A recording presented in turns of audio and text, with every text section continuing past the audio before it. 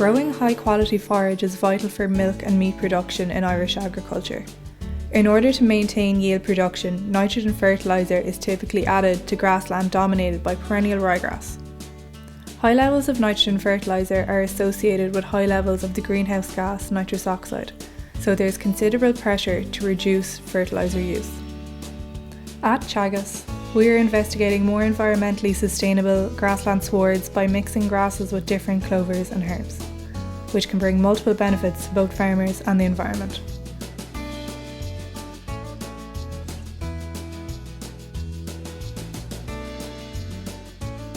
My name is Saoirse Cummins and I'm a researcher here at Teagasc Johnstown Castle. Here we focus on the development, testing and implementation of technologies so the farming can be economically and environmentally sustainable. Our research aims to improve soil health, restore and protect biodiversity, improve water quality, reduce emissions and to enhance carbon sequestration. Agriculture is faced with one of the greatest challenges, not just to feed the human population, but to do so in a way that protects the climate, soil, water and biodiversity. The only way we will address this challenge is through research that informs better knowledge and understanding, which in turn informs changes in practice. Sustainable agriculture is like a jigsaw puzzle that will need lots of different pieces to fit together. One of the pieces is multi-species grassland swards. Multi-species swards like this one here generally contain mixtures of grasses, clovers and herbs. All of these species are high yielding and highly digestible by livestock. The grasses have root systems that mop up available nitrogen in the soil, and herbs have deeper roots that can access minerals and water in the deeper soil layers.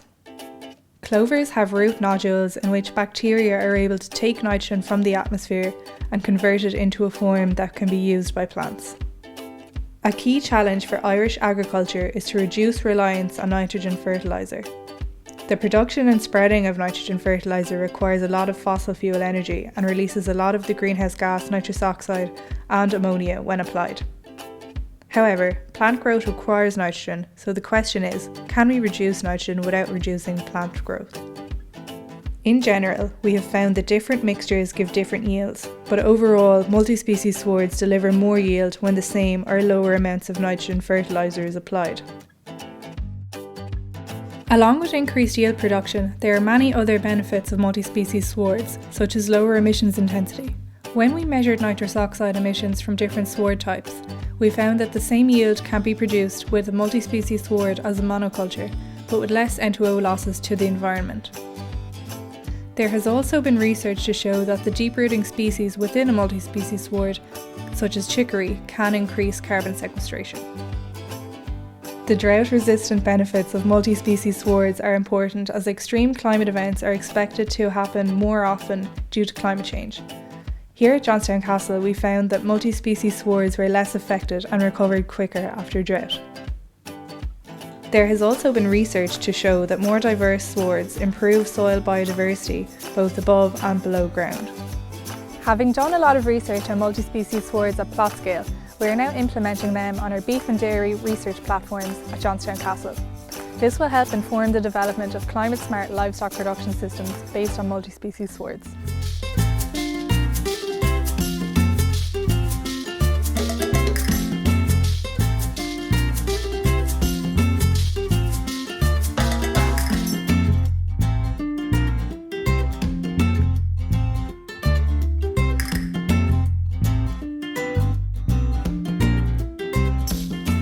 Hi, my name is Patty Roach.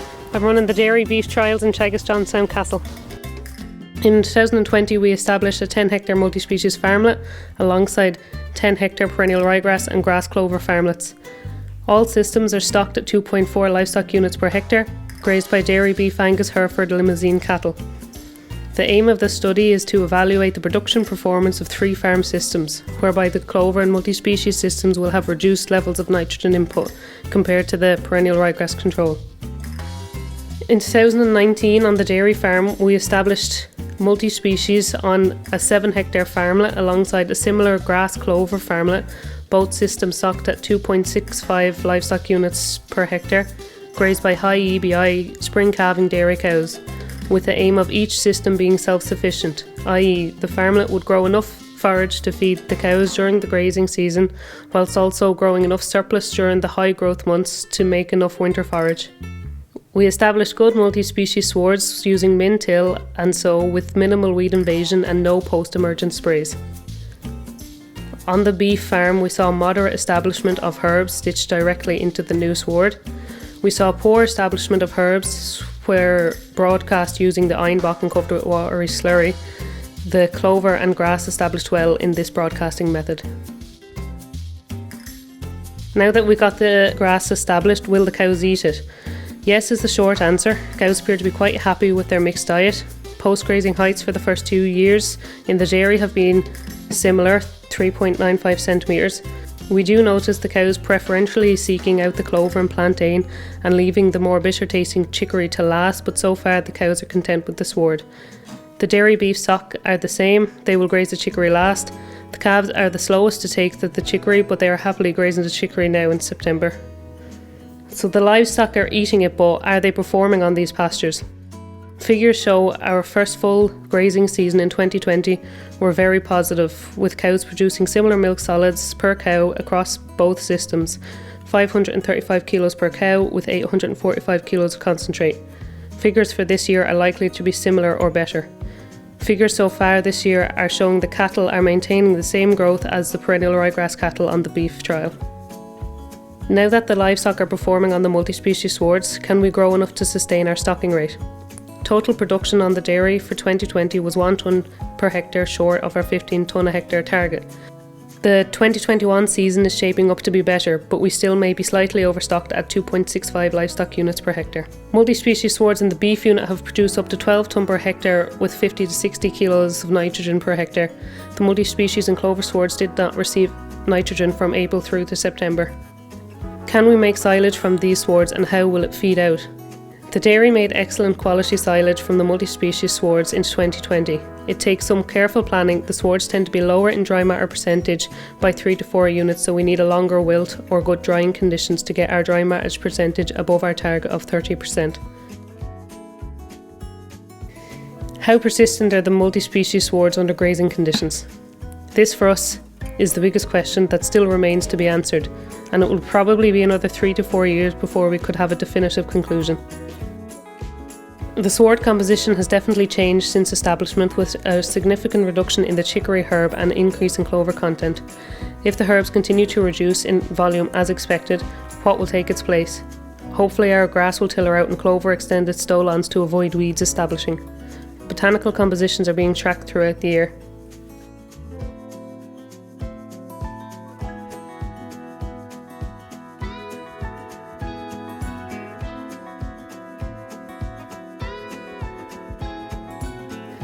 As our study progresses, we hope to refine our grazing strategies to best suit the multi-species swards. This may mean adjusting pre-post grazing heights, artificial fertiliser applications and strategies, adjusting our opening and closing cover targets, and adjusting our stocking rates. As a normal commercial farmer, what's in it for me? The obvious saving is fertiliser nitrogen, just 65 kilos of nitrogen applied to the multi-species swards in 2021. Other not so immediately obvious benefits may be a healthier soil structure. The benefits of a deep-rooting herb such as chicory may extend beyond the life of the plant itself. John's plot trials found greater drought resistance. If multi-species can offer benefits in terms of environmental sustainability whilst maintaining or increasing productivity, that's a win-win for all parties. Any new system will bring its own set of challenges and potential disadvantages. Whilst results to date have been very promising, a few areas of concern would be around a slower spring growth pattern, a more open sward which may be more prone to poaching, and the potential risk of bloat. No issues have arisen yet, but it's something some farmers have encountered and something which will be monitored closely. Doing what we've always done, or even doing what we've always done better, may no longer be an option. Multi-species swards might be part of the answer, but we as researchers have a lot of questions to address before we can be sure of it. We're down in Dungarvan today here on the farm Neil and Gillian O'Sullivan, and we're here to talk to Neil about multi-species swards. How's the farm, Neil? How's it going, Cathal? Great day for it. It's a lovely day, yeah. You're very welcome anyway. Thanks a million. Will we head in and have a look, see what's going on here? We'll go in and see, yeah. Thanks a million. So you're farming down in Dungarvan, Neil. Can you tell me the type of farming you're doing down here? Myself and Gillian, Cathal, we're dairy farming. So we're milking 100 cows, 100 crossbred cows once a day here on the farm. It's an outside block of land. It's 5 kilometres away from where we live. So we rear all our own young stock and cut silage at home, and then we milk the cows over here.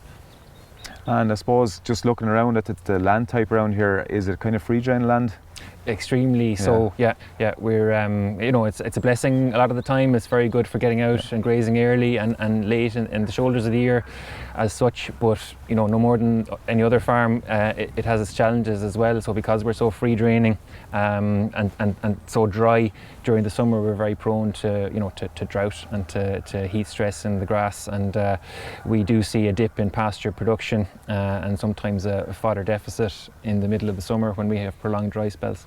Yeah, look, and that's always going to be a challenge down the southeast when we have those type of soils, but I know when we drove the spade to the ground, we heard a bang of stone underneath, and when we looked at the pollution impact potential maps from the EPA a few minutes ago, it's kind of showing us you're in a really nitrate vulnerable zone here, so I suppose that's high on the agenda for you. It is high on the agenda, yeah. So the groundwater, it doesn't hang around for long, it's going somewhere fairly fast, and so we have to be mindful of what we're putting into the soil, and as part of our mission statement is to reduce our chemical input, reduce our nitrogen input, and hopefully by doing some of the things like establishing the multi-species, we sort of increase the resilience of the soil and hopefully its capacity to kind of hold on to water as well. Yeah, and look, we're standing in a field, a really good multi-species field at the moment. Why did you take the jump? I know multi-species has been around for a few years, but only the last year or two farmers are starting to take the jump, and not everyone, only a few. Why did you take the jump? There's a couple of reasons, Cathal.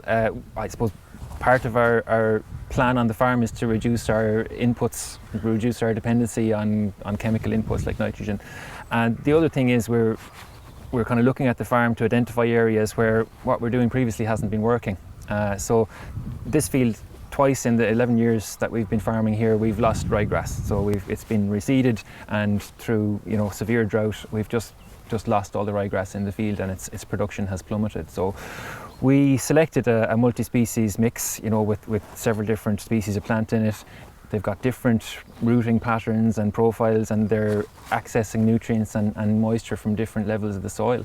So hopefully that's going to, make it more resilient and a better productive pasture for us.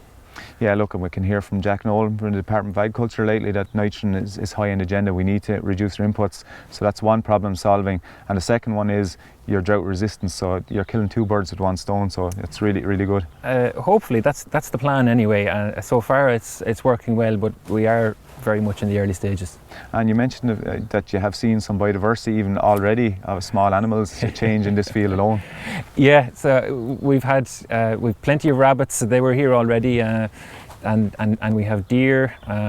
We've had flocks of wood pigeons have come into the place since the sward has been established, and that has a knock-on effect. Then we've plenty of birds of prey. We've buzzards resident on the farm, and we're even starting to see other visitors come in, like red kites and things. So it's hopefully hugely positive for the whole ecology of the place. So when you came to the point where you decided, right, I'm going to go ahead with multi-species sward, how did you sow it? I suppose that's what a farmer really wants to know. Right, I've decided I'm going to go ahead with it. How did you sow it? What varieties did you put in? Yeah, it's a challenging field to deal with. With machinery, you can kind of see hopefully how hilly it is, what the degree of slope is. So fortunately we had a very good contractor who came along, basically gave it 2 light runs of a disc harrow and then set it with a 1-pass system, and it really established very, very well. We spread kind of what we would normally spread on a reseed, is about 3 bags of 18-6-12. It's had no nitrogen input since. So it's kind of based on the Teagasc research kind of template. It has 2 varieties of perennial ryegrass, tetraploid and a diploid. We have several varieties of clover, white clover, red clover, hybrid. We have a couple of more hardy kind of grasses like timothy and meadow fescue, and then you have herbs plantain and chicory. Yeah, and you can see it looks quite strong there at the moment. Is there anything, I suppose, before you go to sow as regards fertility and weed control that you have to think about before you stick one of these crops in? Well, you need to target, I suppose, optimal fertility in any field when you're trying to establish a new crop. The indexes in this field were never terribly poor. I feel often what we were lacking in it was organic matter. It was very difficult to return organic matter to the soil in the form of slurry and manure, but our indexes were good, our pH was good.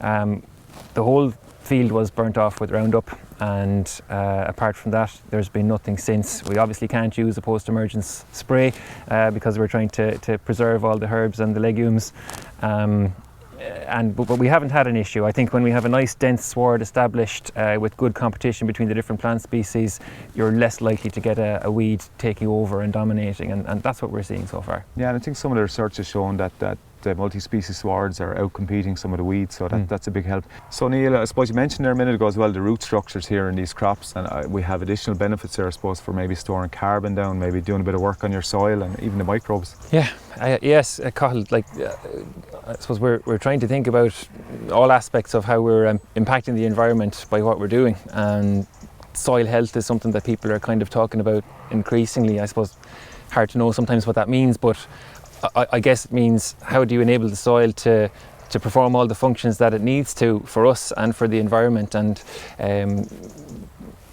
nature likes diversity, and monocultures, as you know, we've long experience of that monocultures don't necessarily prove successful in the long term. So if we can learn how to work with a more diverse pasture that can be very productive, I think we can only have positive effects on soil health, and that goes for microbiology, it goes for carbon sequestration, and the whole works. Yeah, and I suppose going back to the management of it, so you have multi-species swards here and you have monocultures in some of the other parts of the farm. Do you have to treat them a bit differently as how you graze them or how you close plots or open plots? Yeah, our management has been consciously different from the start. So since we've set the field, there's been no nitrogen input here. Okay, so we're not following the cows with any bagged nitrogen on this paddock. We've already gone down the road of reducing our nitrogen on our clover paddocks, but this is probably a step further. We are grazing it at maybe a slightly higher pre-grazing yield. The cover we're going into is a little bit higher, and we're trying to leave a bit more of a residual on the paddock cathal. So there's a couple of reasons for that. We're allowing I suppose particularly the herbs to establish a little bit better and get a better root structure before they're grazed, and then by leaving a higher cover, especially in this field, we're providing a bit more protection for the ground, cover for it, and preventing more moisture losses through evaporation. So that's kind of how we're approaching it. The cows love it. They would graze it to the floor if we let them when they come in, and we see a nice increase in our milk solids post grazing as well, probably similar to what we see when we graze conventional swards with a good clover content. Yeah, and rotation length, is it the same, or do you have to move it around a little bit? I'm really just kind of going on pre-grazing yield at the moment. Sort of when it's reaching 1500, I'm coming in. At the it's probably, I think it's about 3 weeks since this was grazed, about 20 days I think since this was grazed, and we'll probably go back in a week or 10 days time. Yeah, and I know the clover loves a bit of light, so will you have to maybe graze this towards your last plot nearly, or? Yeah, there shouldn't be any problem doing this. It's such a hardy paddock. Yeah. The soil, it's almost impossible to poach it nearly. So hopefully we'll be able to graze it off in November and see what happens then over the winter. But again, we won't be grazing it bare. We'll be trying to leave a little bit of cover there as well. And that kind of goes back into what your question was about soil health and microbiology. I think sometimes we forget about those workers on our farm, and we need to feed them as well. So leaving bare soil, especially over the winter, is not necessarily a good thing. And $1 million question, I know you're grass measuring. Is this plot standing up to some of the other plots on the farm, the monocultures?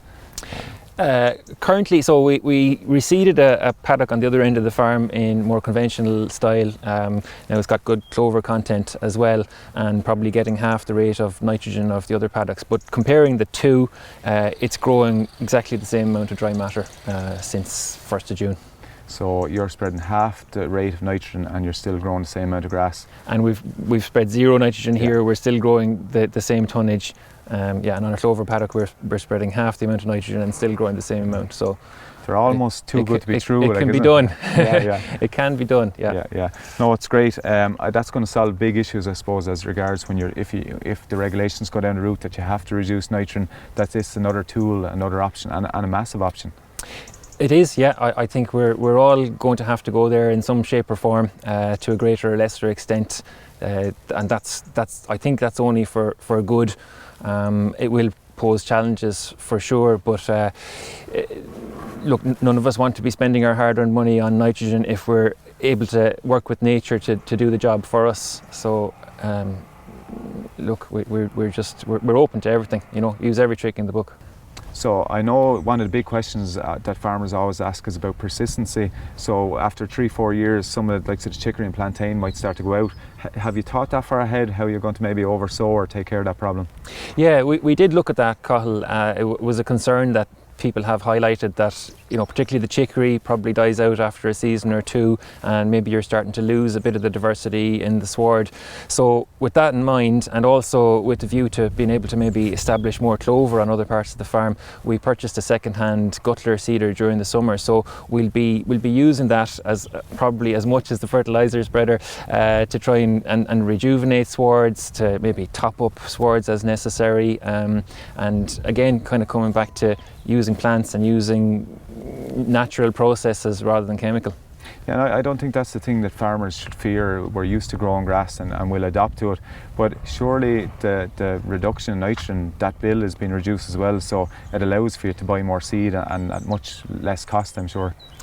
Yeah, well, we've all seen how the nitrogen prices have risen this year, and with the demand for fossil fuels and probably carbon taxes, fertiliser is going to become increasingly expensive. It's not that we're going to be able to drop it completely, but if we're able to reduce its impact on our budgets, then all for the better. Seed is far cheaper. And you have a couple of acres in now, Neil. Do you plan to extend your multi-species swards maybe more in the future to sow a few more acres? Yeah, well, we have probably 40 to 50% of the farm, Cathal, is similar to this ground, maybe not quite as extreme, but it's shallow soil, free draining, suffering from stress in the summer. So I would envisage a huge part for multi-species swards on those areas of the farm, and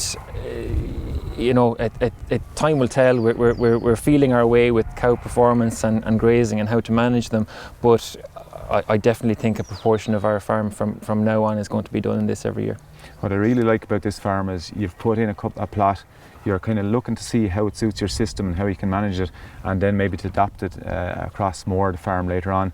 If there's a farmer or two at home kind of wondering, will I or won't I, and there's lots of them, because we know there's trust issues, I suppose. We have to trust that the plant is going to give us nitrogen rather than the bag. If they're on the fence like that, is there any tips or advice you could give maybe to help them make a decision? It's get off the fence. Is that too blunt? Yeah. No, probably just have a look at the farm and identify the areas. We all have them, I would guess, where the conventional sward isn't performing for us, and then you're not really losing much by trying something new, and the results might be just surprise you, might be unexpectedly good. You said we've nothing to fear from it, and I think that's 100% right. The only thing we have to fear is standing still and not being able to adapt and not being able to change. So this is something that's in our own hands. We can roll with this. We can get ahead of the curve in terms of our environmental impact and just start at one field at a time. So Neil, look, there's lots of challenges out there, and I'll go back to something you said at the very start. You said we can't continue to do the same thing and expect a different result. Hopefully that probably sums up the philosophy, yeah. Thank you very much for your time. I think it's really good what you're doing here on the farm. Thanks a million, Neil. Thank you, Cathal.